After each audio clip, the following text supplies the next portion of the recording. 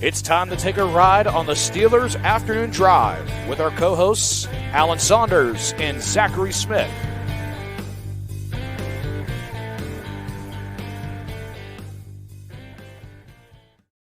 Welcome back to another episode of Steelers Afternoon Drive. I'm Zachary Smith. That is Alan Saunders. Alan, how are we feeling? The music, man, just gets me every time. I'm in a much better mood today than I was yesterday, though. I'll tell you what, it was like the game, and then I was up late, and I went to the soccer game Saturday night, which was fun, but I was at the end of it. Really needed today. Really needed to not cover camp for one day. I'm back. I'm ready. I got the energy back. There we go. No practice. We're going to need the energy to discuss. You know what? Let's go back to the well. Brandon Aiyuk will be the talking point. Have you noticed that it seems like every time the Steelers aren't practicing, they just, we can't have a day where nothing happens, right? Either they practice or we start Brandon Aiyuk drama. Like, it's just one or the other. That's all we get. As people that need to put out content even when they're not practicing, I appreciate that. So I'm not complaining on this end. The fact there is something to still talk about today. Alan, I don't know if you would consider this an update or just the same information being put back out yet again, maybe somebody putting pressure on somebody else. But Brandon Aiyuk information, Ian Rappaport kind of, I would say, igniting the fire, especially from the Steelers fan base today with his update, if you will, regarding the situation, saying the Steelers and 49ers have a deal on a potential trade, and Pittsburgh is in a good place on an Aiyuk contract, sources say. If San Francisco gives the final sign-off, it's done. San Francisco does have an offer out to Aiyuk on a long-term deal for him to stay. He hasn't accepted. Well, let me just say this first. Nothing has changed from the Steelers' end since Wednesday when we reported optimism from the Steelers that they had a deal in place that was eventually going to let them land Brandon Aiyuk. Since then, there have been no negotiations. Nothing's changed. 49ers aren't asking for more. It's been understood that if there is a trade, that deal, which I don't know exactly the fine details of, but I believe it is 2 draft picks that do not include a future Steelers first-round pick, something like a second plus. That's going to be the trade, if there's a trade. But the 49ers have been really dragging their feet on the if there's a trade part. We talked about them going around the league and looking for a third team or trying to find a place they could flip the draft picks, and then they pivoted to, okay, well, we didn't find that. Now we'll see, okay, what if we'll go back and talk to Brandon some more? How much do we have to overpay him in our eyes to make this deal work? Is this deal that the Steelers negotiated with Aiyuk, is this acceptable to 49ers? Will they just take that deal? No, it doesn't seem that it is. They have not been able to come to an agreement with Aiyuk on an extension. Are they going to continue to drag their feet? Probably. But nothing's really fundamentally changed here about where the Steelers stand, which is they think they have a deal. And they are just waiting for the 49ers to say, okay, yes, we'll take it. But the 49ers are not saying no, and they're not saying that they want something. I mean, they do want something else. They want a player, but they understand the Steelers don't have that to offer. So, and Omar has said, oh, look, nobody else is left in the bidding. I'm not going to negotiate against myself. You're not getting any more than this unless you come up with some real reason for me to raise the offer. So the 49ers are kind of accepting that is the best offer that they're going to get, but they have still not decided whether they think it's worth it to trade him for that or if there is a better way forward for them as a team. The reason all this comes out today, I don't know. Steelers are off. I feel like Omar's kicking the hornet's nest a little bit here, right? I mean, 3 different media outlets came out with basically the same story at basically the same time. Someone's trying to send a message, and I think it was the Pittsburgh Steelers, like, come on, guys, hurry up already. Yeah, I want to go through some of the terminology on this, and then I have a question that kind of actually relates to the timeline of things here that we got in our DMs last week, and I forgot to get to it on Friday, but it actually works out with this today because it kind of ties in perfectly with this. So the Steelers and 49ers have a deal on a potential trade. So I guess the part that maybe we didn't know last week, or at least I didn't know, was that San Francisco would agree to the compensation going their way in a trade, because it kind of sounded like they weren't satisfied with that at that time. But the other part of it is if San Francisco gives the final sign off, so they've agreed to the trade, but they haven't signed off on it only because they are waiting for, and hopefully Brandon Aiyuk takes their contract offer. Yeah, I mean, I think that the bottom line is here, the Steelers and 49ers have agreed on what a trade between those two teams for Brandon Aiyuk will look like if there is a trade of Brandon Aiyuk to the Pittsburgh Steelers, which the 49ers are still trying to avoid doing because they don't like the deal. Like, it was reported that the 49ers didn't like the Steelers offer, and that's true. It's just the best one you're going to get. Like, if your car dies and you go to the car lot and it's like, hey, the cheapest car here we have is $15,000 and you only have 11, and you're just being like, well, I don't like this deal, but I'm going to have to figure out how I'm going to have to take it, or I'm going to go buy a bus pass, or I don't know. Like, there's only so many places you can shop at NFL wide receiver. It just, they're acknowledging that is the best deal they're likely to get at this point. They're not asking for more because Omar said you're not going to get more, and it's a reasonable stance. And they're also sort of tacitly acknowledging that the value that the Steelers are offering is not like way behind what the value of those other teams who the 49ers did accept deals with is offering. It's just that they don't like the way it's coming. They don't, it's like if you and I agreed that I was going to sell you something for $100, but then you wanted to give me $100 bill, and I was like, no, man, I only want 20s. Like they're agreeing that the value is equal, but the exact pieces that the 49ers are getting are like not particularly useful to them.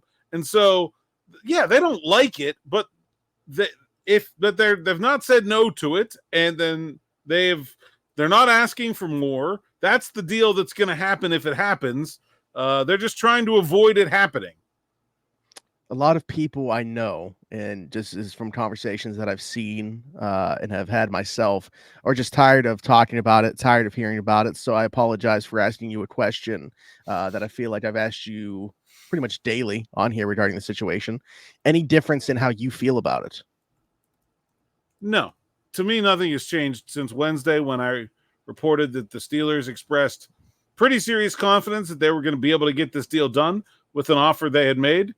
I didn't, I'm not saying I share that confidence. I'm just passing it along.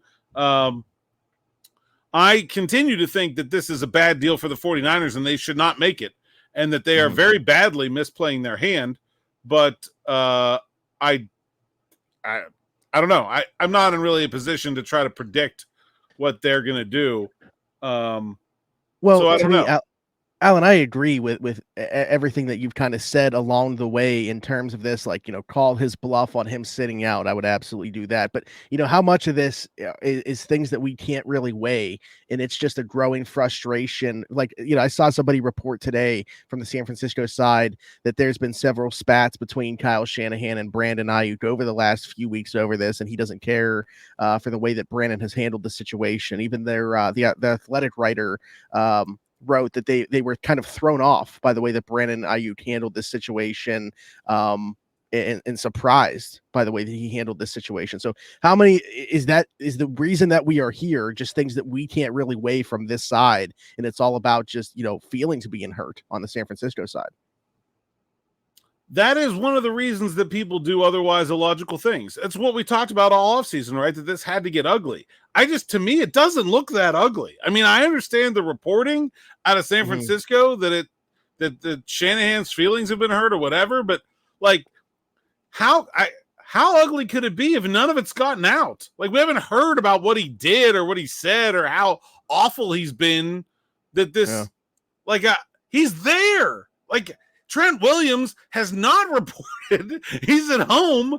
How is what Aiyuk's done worse than that? I don't, it's a bit strange to me that they have decided that whatever he's done that we don't even know about is just so heinous that they have to trade him. I don't know. It's bizarre. I don't understand it. But like we said, that it was going to have to take Brandon Aiyuk making things messy for the 49ers to become motivated sellers. It certainly seems like since about last Sunday, they have become motivated sellers, or at least slightly motivated sellers, actively listening and shopping. And they became motivated sellers. They went out there and decided that the market is not very much to their liking. And now they're back to where they were before, which is I don't know if we want to trade this guy or not. And I think they would really like it if he accepted their offer. I really don't understand why they don't just match the Steelers' offer. It can't be that exorbitant. Like the Steelers are not.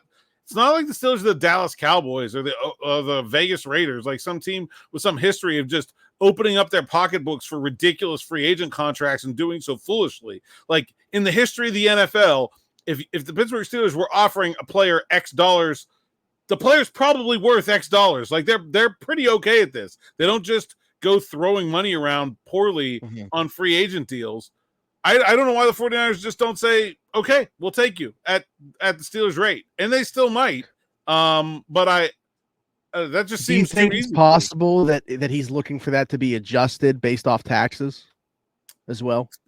That's possible. The taxes aren't that big of a difference. They really, I mean, it's a pretty small difference. And there are actually ways that you can make the taxes better. You can structure the contract in a certain way to make the taxes better too. So I kind of doubt it. Okay. Most players aren't thinking about taxes. The agent might be, but most players aren't thinking about taxes.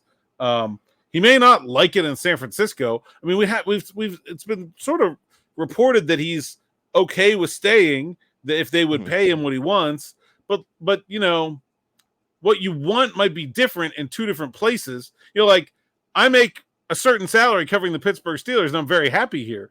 If somebody wanted to offer me that salary to cover the Cleveland Browns and move my family to Cleveland, I would not take it. Like I would have a different demand for them than I would here, right? So, I mean, maybe he's asking for more from the 49ers. Maybe he doesn't really like it there. Maybe he doesn't really want to stay. I don't know. That's purely speculation, but that could be a reason that they are not able to or willing to meet his offer.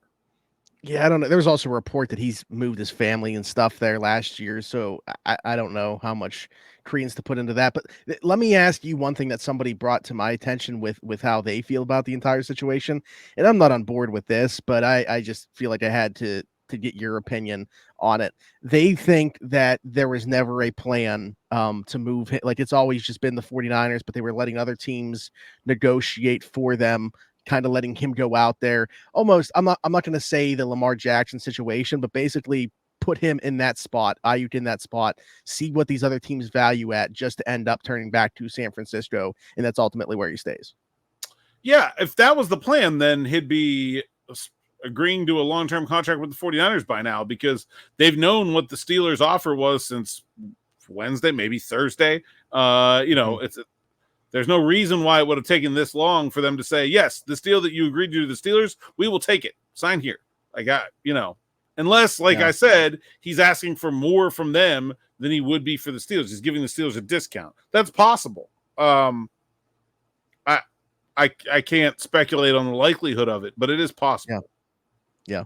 I wanted to ask you about the timeline of things, because Drew Johnson DM'd us here. We appreciate the question, Drew, and how he started off. This is how you do it. Somebody and Alan, huge fan of the show. My job allows me that I can wear headphones pretty much all day, so I love when the shows come out. Listen to them all the time. Unfortunately, I have another Aiyuk question. At this point, we assume that Con and Lynch are playing hardball with each other, and the 49ers are looking to maximize trade value with whatever the Steelers have said they'll give them. We can also assume that neither team is in a rush, with the 49ers' logic being that they should wait for an injury to occur, maybe another player, in this case, the team gets involved. Should this be a reason for the Steelers to have a stronger sense of urgency in trading for him, not only to beat out other potential teams, but also because that player would need to get acclimated within the offense? Yeah, absolutely. The Steelers should be in a big rush. The 49ers should be in the least rush. If you're going to make a bad decision, wait as long as you can to make it. So you had a chance to say they should be in a morning rush there, Alan, and that's why what happened today happened, is that the Steelers are in a hurry and the 49ers aren't, and the Steelers are trying to move things along. That's what happened today, I believe. Anyway. Yeah. I would agree. I mean, you've put it out here, so I feel like I don't necessarily need to put out somebody else's reporting, but Jerry Dulac also just said that nothing has changed from the Steelers. And hey, a roster move from the Steelers as we are recording here as well. Tariq Black waived by the team. So the Steelers waived a wide receiver. You know what is going to happen now on Steelers Twitter, Alan. Well, they're going to sign TJ Luther, as I reported this morning for SteelersNow.com. There you go. There it is. But if people are not caught up on the news yet, you know what is about to happen on Steelers Twitter with them waiving a wide receiver. But yeah, and then we got a question here, Alan, that I feel like actually also ties in really well with this whole thing. Brooklyn here, who I feel like has become a loyal it seems like it's always on YouTube. I don't know if she ever listens to the content. She surely watches it on YouTube, so we appreciate that. Alan, I don't see anyone commenting on something and curious about your thoughts. This team seems different. GP seems mature. Watching camp videos, interviews, and highlights, and the team as a whole just has a competitive, excited vibe to it. Is the BA situation going to interfere with that, do you think? Could it be a lot of drama, tension-causing situation with Pickens being a new highly paid receiver? We just traded away that drama. I could be wrong, but maybe save that money to pay players such as Najee, Pat, others coming up on new contracts and extensions who are already in-house and working so hard. Yeah, a lot there and a good question. I think George has been, a little bit more mature this season. I don't know. It's training camp. It's pretty low stakes environment, but I think I'd agree with that. I think he's, there was that first couple days where him and Azani got into it, and then since then he's relatively kept his nose clean. I think I'm seeing him grow as a player, which helps the offense a lot. I don't know that George Pickens is going to be frustrated by Brandon Aiyuk coming into this offense. I don't really know how to read that situation. I think on one hand, he would be very frustrated if he's the only receiver getting double teamed every week and not getting targets because of it. And especially if while that's happening, the team is struggling, right? It's like this double-edged sword where it's a lot easier to put up with yourself not getting the ball and not being able to help your team win if the team around you is winning without you, right? You just say, well, hey, I took two guys away and everybody else beat them. So great. If you're not winning and you're not getting the ball, I think most receivers are frustrated in that situation. I think Aiyuk will keep that from happening. George won't be double teamed at all, probably, if the Steelers do get Aiyuk. But I don't know how he would feel about that. I mean, I think we've kind of talked about this. I think if you're trading for Brandon Aiyuk and you're going to pay him $120 million, that's kind of the writing on the wall that George Pickens is not getting a contract extension here. Like, the Steelers have never, ever paid two wide receivers big money. And if they're paying one of those two wide receivers the actual biggest money, I have a really hard time seeing them sign up for more George. Yeah. Also, I know we keep bringing this up, but no long-term solution at quarterback in the process of that either. But I feel the same way. You're kind of planting your flag on who you're building the pass game around in Brandon Aiyuk. In the short term, obviously, you would have both of them. The idea this entire time has been to pair George with Brandon Aiyuk. And I don't necessarily think that he'll be super upset about it in the short term. I do wonder, though, he will be do a contract extension in the near future, and I kind of wonder if that's when maybe that there becomes some tension on both fronts. And I'd be curious if there will be any parallels to being on now the other side of the Brandon Aiyuk or a similar situation when it comes time with George. Yeah, I don't know. It's real. It's very interesting. I hate trying to play psychologist. Unfortunately, sometimes it's part of my job, right? It's like, how are people going to react to things that happen? Mm-hmm. I don't know. I don't know. I'm sometimes surprised by people. Like, I thought that there was a chance that Najee Harris might be really upset by what happened this spring and come in here and be mopey and disengaged and kind of a problem. And he's been the exact opposite and super engaged and fired up and feisty. And oh man, did I tell this story? So after practice yesterday, we're standing there and Mike Tomlin has finished up his press conference, and where we hold the press conference is kind of in the middle of the field. I don't know why, it's a terrible location, and then the players usually have to walk all the way off the field to the corner to pick up a golf cart to get driven back to the gym or the locker room, or they can walk up the hill to the locker room. And Najee Harris was doing wind sprints with a tether where they measure his speed with this machine thing. And but Mike Tomlin gets the cart to come onto the field. The cart comes all the way onto the field right there to where we do the interview with Mike Tomlin. So, but they don't do that for players, just for him. So Tomlin gets done, and he goes, "Hey, 22, you want to ride?" And Najee's like, "Nah, I got a few more wind sprints."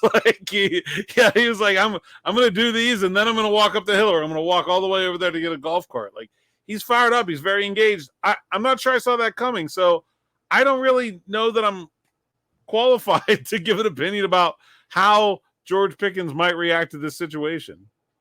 Yeah. Yeah, no, I mean that's fair. The other part of what she asked, though, you were just talking about Najee there, but Pat, Cam Heyward, anybody that's in house right now that's looking for a contract extension, should that be taken into consideration? With the Brandon Aiyuk talk. Yeah, I mean, well, I just think the part of it that you should consider is that a lot of people are looking at this deal and then looking at that cap figure for the Steelers in 2025 and be like, we got plenty of money. And like, they don't. Like that number is going to come way down here real fast. There's going to be a contract extension for Pat Freiermuth. There's probably going to be a contract extension for Cam Heyward. There may be a contract extension for Jaylen Warren or someone like that. And even if there aren't contract extensions for players like James Daniels, Najee Harris, Landon Roberts, all the rest of the team's potential free agents. Look, you're talking about trading 2 draft picks for Aiyuk. We've talked a lot about how they need to add to the defensive tackle situation. And there's only so many draft picks to go around. So you can't just say, well, they'll replace all these free agents they're going to lose with draft picks. Like, it's not going to work. They're going to have to go sign Dante Jackson. There's another one. Like, you're not going to be able to draft a future starting defensive tackle, another guard for the rotation, another linebacker for the rotation, an immediate starter at cornerback. Like that's not all going to happen in one. And you still need another wide receiver, right? Because we're talking about probably not keeping George Pickens. There's way more that they have there that they could do in one draft class. They're going to have to sign a bunch of free agents next offseason too, plus Cam and Pat. Like, this Aiyuk deal is going to basically fill that 2025 and beyond. Well, maybe not and beyond, but certainly in 2025. I mean, the salary cap is going to start to become an issue very quickly. Random thing I just thought about, not at all related, and certainly doesn't impact the immediate future of this team, regardless of this deal. Say it is, a 2025, 2 going the other way, whatever else on top of that. If they lose that second round pick, would you increase your odds of Omar trading down in round 1 to recoup a draft pick? Yeah, probably. It depends on where they draft. Like, if the season goes badly and they're drafting in the teens, then maybe not. But if they're like 24, something like that, then yeah, I think so. Yeah, I don't know. Just currently, it was just sitting on my mind. I think we should pretty much always expect Omar to trade down until he doesn't. He's going to be one of these GMs where he's going to want to have those picks. And if he's missing them, I think he's going to find a way to get them back. Although the Steelers do have a bunch of draft picks next year. Now, they have a few 7th rounders, but I think they have 10 draft picks right now. Is that right? I actually don't know. You have the extra one because Kendrick Green for sure in that round. Let me see. Yeah, they have 3 7ths and 2 5ths. So they have 10 draft picks. Jeez. Okay. All right. Well, will that be the case much longer? I don't know, but no, I would think not. Whether or not it's for Brandon Aiyuk, one of those draft picks is getting out of here before the start of this season. I wanted to ask you too, as we were talking about George. I know, we were talking about the psychology and reading body language and knowing how a person's going to react and stuff like that. But like, what have you seen? Because obviously Brooklyn sees something here too about George that makes you feel like there is a level of maturation that's taken place. I think he's taken the challenge of becoming a more well-rounded receiver seriously. And I think he just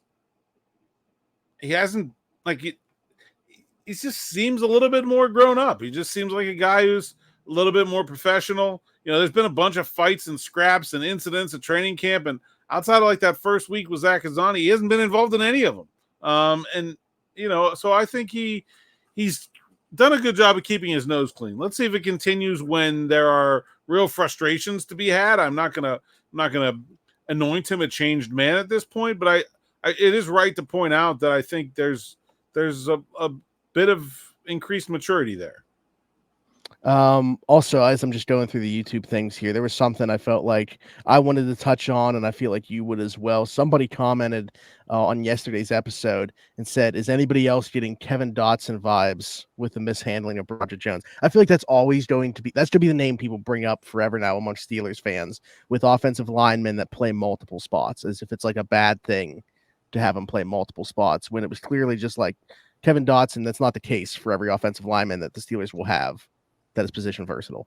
I don't understand why people think that the Steelers like ruined Kevin Dotson or something. Kevin Dotson was fine, and then they went and signed a better guard in Isaac Seumalo and traded Kevin Dotson away.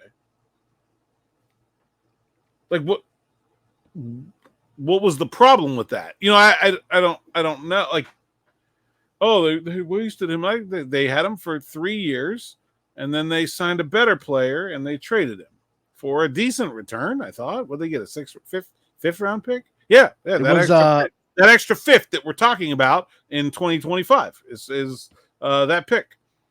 So, you know, I don't know. I think this is totally overblown. First, I think 90% of offensive linemen can flip, especially guards, can flip sides. 90% of offensive guards can flip sides. At tackle, there are different skill sets that you want in your left tackle and your right tackle, and they're less fungible. And I think Broderick Jones' skill sets honestly probably track more towards being a right tackle, but they're going to try to make him a left tackle. So we'll see. I think there's lots you can criticize about the way the Steelers are approaching the tackle position this offseason, but this idea that offensive linemen can't or shouldn't move is just totally false.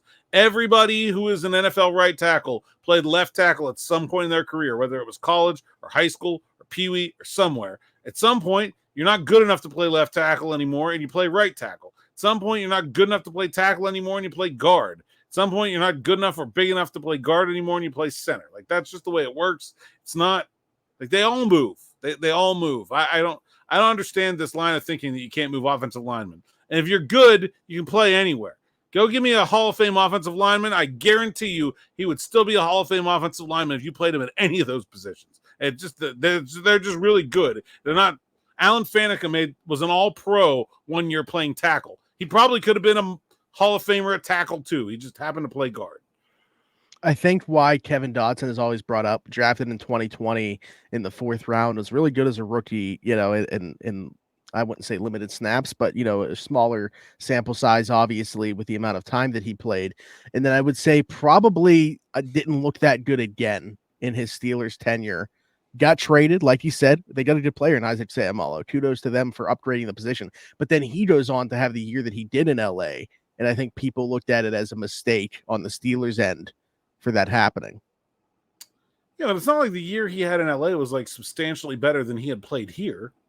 Like, it was a pretty good year. But he was pretty good here too. I don't know. I think that was a bad contract by LA. I don't think he's going to live up to it. He makes what did he get? 16 a year? Yeah, the knock on Dotson has always been that there's just too many 0 grade reps. Too many oops and my quarterback's in a heap. And you know, they paid 2 guards there. They paid Jonah Jackson for coming over from the Lions too. But yeah, $16 million a year. Kevin Dotson.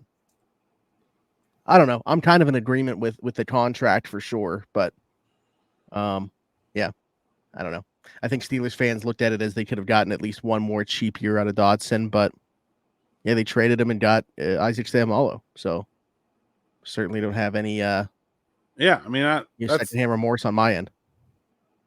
That's a perfectly fine deal for me. I don't have a problem with it. Anything else, Alan?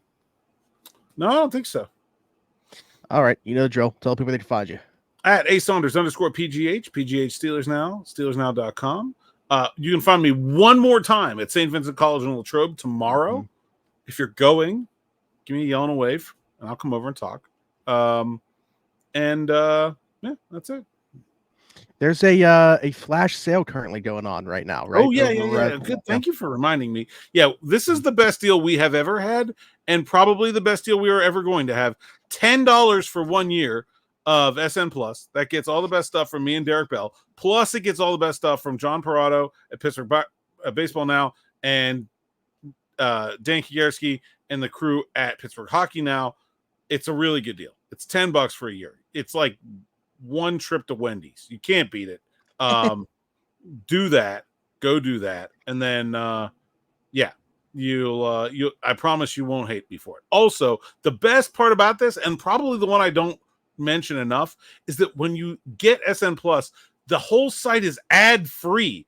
And I'll tell you what, we got a lot of ads on that site. Read the word so I can get paid is not a fake thing, but ad free is a way better way to read SteelersNow.com. Yeah. So there you go. I will throw the link for that in the description of this, wherever you're watching or listening as well. So be sure to take advantage of that. Like, subscribe, hit that notification bell here. Hit us in the comments with your thoughts on anything that we talked about today, a question for a future episode, all that good stuff. If you're listening somewhere else, Apple, Spotify, wherever you get your podcasts from, be sure to leave us a 5-star review and subscribe over there. Hit us up on TikTok as well at Steelers Afternoon Drive. Follow me everywhere, Zachary Smith, PGH, for Alan Saunders and myself. Thanks for jumping in. Take another ride on the Steelers Afternoon Drive.